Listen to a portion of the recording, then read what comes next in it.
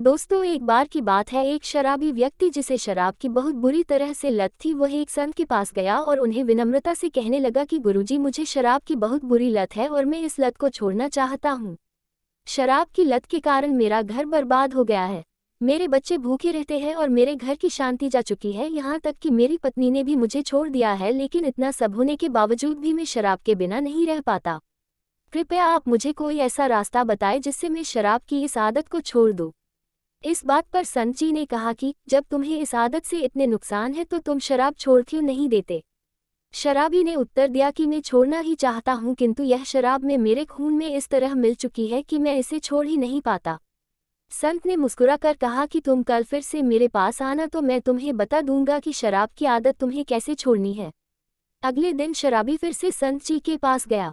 इस बार जैसे ही संत जी ने शराबी को देखा, उन्होंने तुरंत उठकर पास के एक खंबे को जोड़कर पकड़ लिया।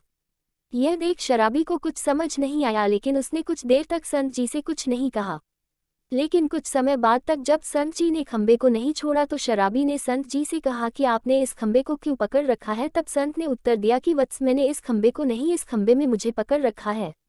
मैं चाहता तो हूँ कि इस खंबे को छोड़ दूँ, किंतु यह खंबा मुझे नहीं छोड़ रहा है।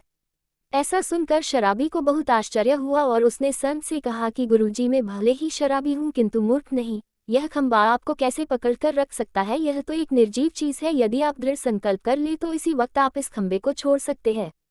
इस बात पर संत ने कहा, नादान मनुष्य, यही बात तो मैं तुम्हें समझाना चाहता हूँ। जिस तरह मुझे खंबे ने नहीं, मैंने खंबे को पकड़ रखा है, उसी तरह तुम्हें शराब ने नहीं, शराब को तुमने पकड़ रखा है। तुम कह रहे थे कि यह शराब तुम्हें नहीं छोड़ रही है, जबकि सच तो यह है कि तुमने ही शराब को पकड़ रखा है।